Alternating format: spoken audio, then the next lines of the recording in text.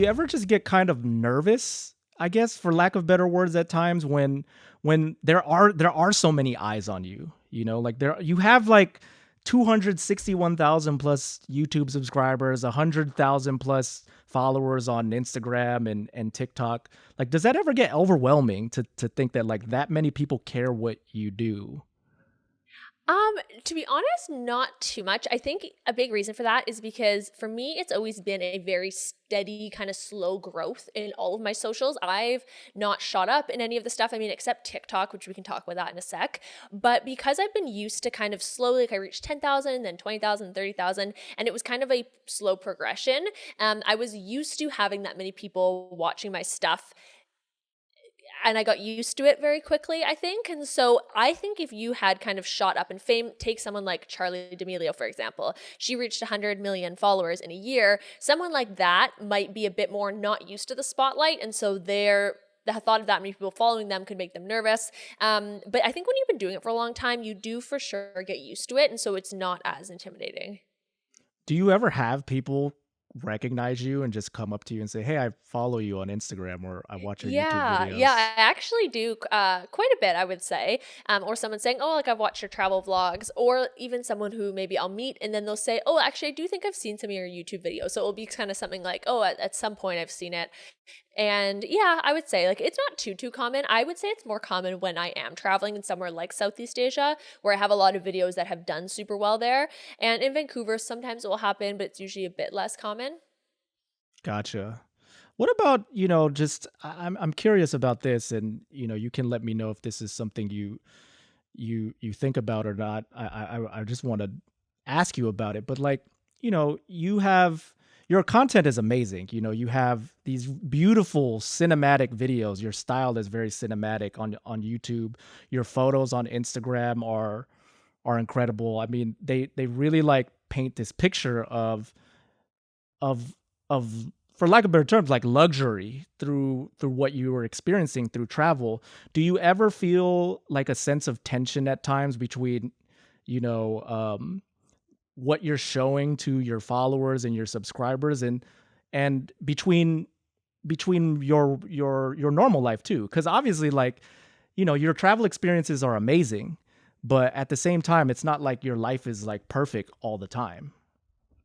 Oh yeah, no, definitely. And I think too, I mean, I feel like a lot of people do know that there's a difference between what you put out on YouTube and what the real reality of it is. And for me, it's something I do try and share with my audience. And whether that I might not be in that specific travel vlog, but me saying after that a lot of the stuff I show on YouTube is the most beautiful, curated version. So, for example, when I travel and I'm putting out this really nice travel vlog that has cool B-roll and I'm showing the best experiences, a lot of times I won't necessarily show the bad parts. So it's like we're just got off a 12-hour flight, we're absolutely exhausted, we're sweaty, you're trying to haul your bags, and the only thing they'll see is we've showered by then and we're starting the vlog. And we're like, what's up, guys? We're in this beautiful location.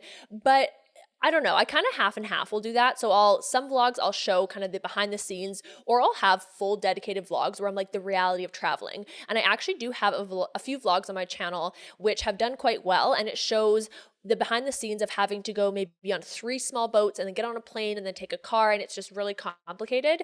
So sharing that I think is important, along with sharing the beautiful B-roll as well, because it takes a balance. Because yeah, otherwise a lot of people will go travel and think it's going to be a certain way, and I never want to show that kind of unrealistic perception of a place. But it is hard as a content creator because you also too want the video to look nice, so it's always like this internal struggle of figuring out where to be raw and real and then where to just do that like beautiful cinematic content. So I don't know.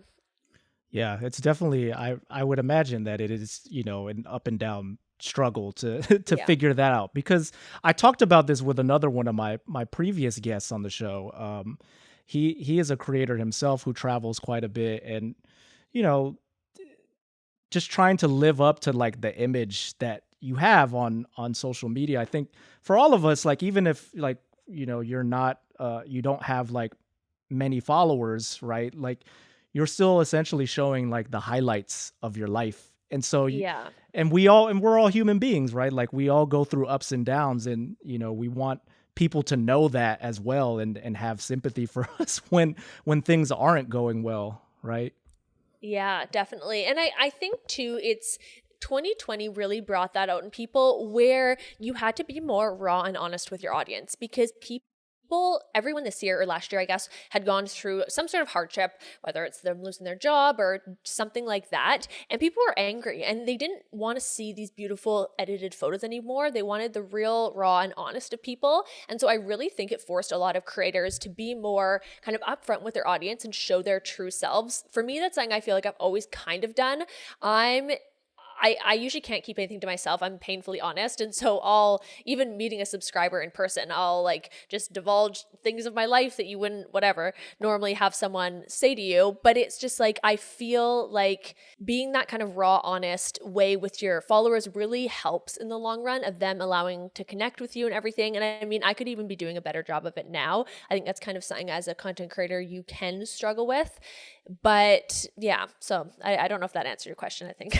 Yeah, no, it's all good. Like, I think it's just something that I don't even know if there's like a right or wrong answer to that question because Yeah. it's still so new. Like, this is all, I mean, think about like Instagram came out, what, like 2010? Like, that's only like a little more than a decade ago. YouTube Yeah. started in like 2005. Like, this whole creator economy that is still growing. Like, I feel like we're still at inning one of it, is really at its inception. And like, how we deal with it, in the future is still to be determined. Like, we're just all figuring it out as we go. Definitely. And I find too also the platforms change so quickly that you really have to adapt to it. And that's what I always say to other content creators is that things are going to they'll change. And if you're not going to keep up with those changes, that you're going to get left behind. And so people who are new to YouTube, or if anyone listening to this is wanting to start a YouTube channel, just be prepared to kind of change with your content. And so maybe back 5 years ago, a certain type of content was really popular and those types of videos perform really well. Whereas now it's a different type of content. Like I was saying, people like that more raw, honest content where you're not showing just like necessarily the beautiful place. People want to see the behind the scenes. And so if you're willing to adapt and to change, you're more likely going to be successful on the platform. Hey there, thank you so much for watching this excerpt of the Videocraft show presented by Video Husky. If you're a content creator that struggles to organize scripture ideas for your videos, I've got a resource for you. You can get a copy of our free script template. Using it can help you structure your videos and save you hours of time from filming in the process. To get it, all you have to do is just scroll down on this video, find the link in the description, and subscribe to our email list. From there, it'll get delivered straight to your inbox right after you sign up. And by the way, if you're enjoying these videos, can you do us just a quick favor and hit the like button before you go? And if you haven't already, make sure you're subscribed to our YouTube channel too, to stay up to date with all the content that we're creating here on this channel. And finally, be sure to tune into the Videocraft show presented by Video Husky on Apple Podcasts, Spotify, or wherever it is that you get your podcasts.